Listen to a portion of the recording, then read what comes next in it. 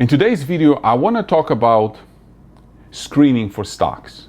Stocks being screenable friendly and whether this is the best way to find stocks.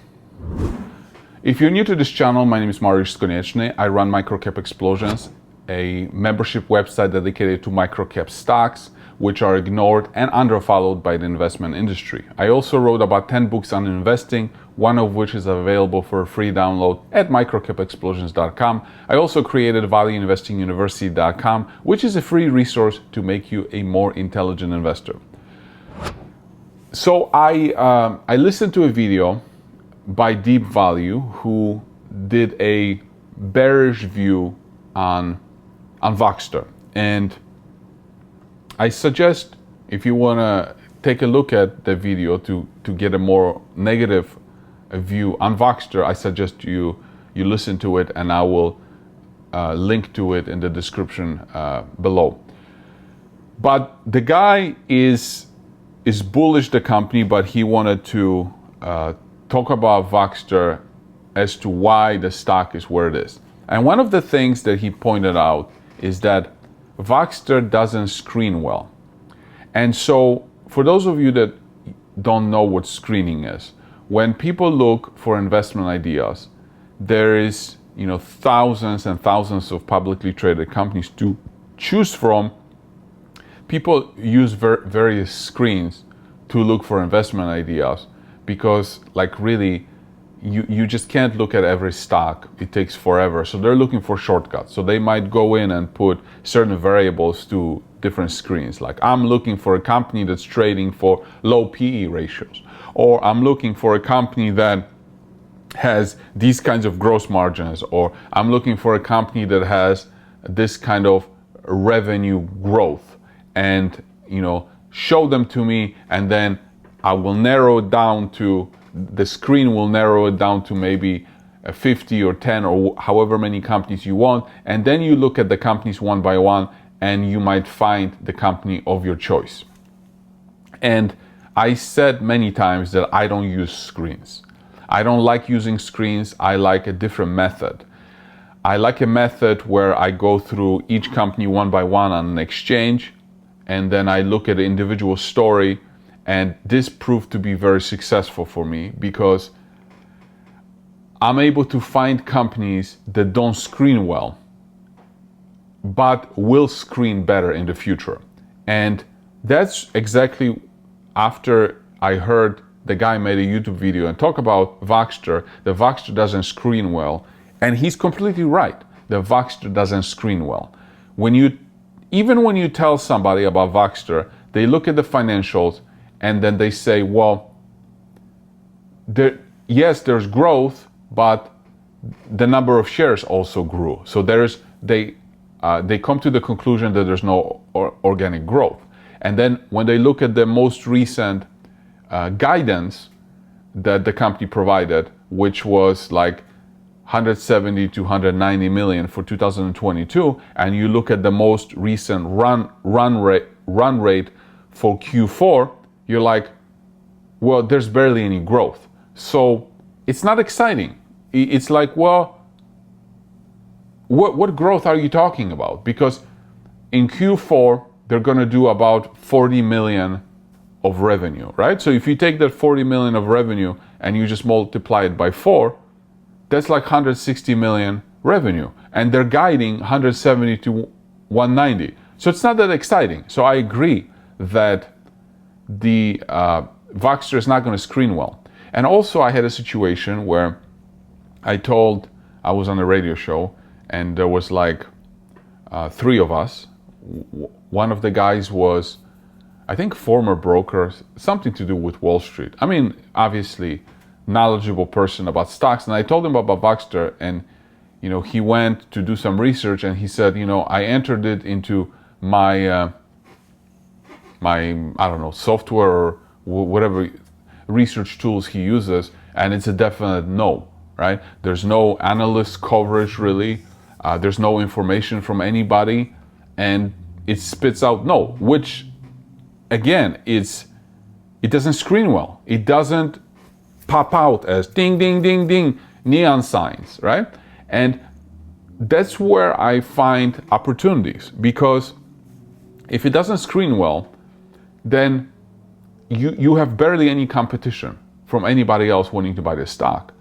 But if you understand the business, if you understand and if you think that the business is going to grow, what's going to happen is that you can get in before it screens well. You can get in before thousands of people are going to find it. If you successfully are able to figure out which companies are going to deliver on revenue growth, deliver on good profit margins, and even deliver on positive net income or EBITDA.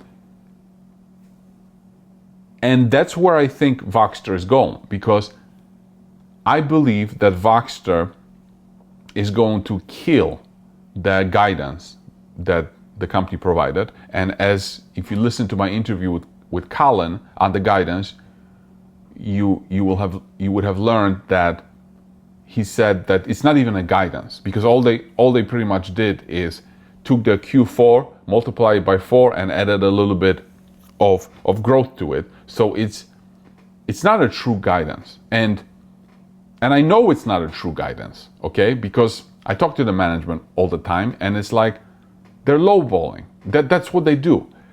But that doesn't change the fact that they are making it more difficult for people to believe in the story, because they're lowballing it. But when the revenues do show up in the financials, whether it's for 2022 or 2023, and the computers and the screens see that huge growth, it's going to get people's attention. And if they deliver on that, then people will pile in, because more and people will be using screens, they will find it, and you and I got our position much lower. I got my position 3x ago, because I could already see not everything. And I said that before, that I didn't think that this company was going to turn out to be to what it is. That the thesis that I had before was much smaller. I had no idea that they were going to, do what they're doing right now. But the point is that when you invest in different things and you look at the companies one by one, and you take your time to understand the business, you take your time to understand how is it that the company is solving problems for the clients. If you truly understand this, because look, revenue growth is a result of the company being able to solve somebody else's problem, and that somebody else is paying for that solution. So the revenues are a result. Now, if you can figure out why the clients are buying from the company, why they will be buying from the company, why their revenues are going to grow, not necessarily how much they're going to grow, but why they're going to grow. And of course, it's nice to know how much they're going to grow. If you can figure it out, if you can do this kind of thinking, because this is labor intensive, this is mental work. This is work that computers cannot do, thank God, because that's your advantage. You can figure it out before.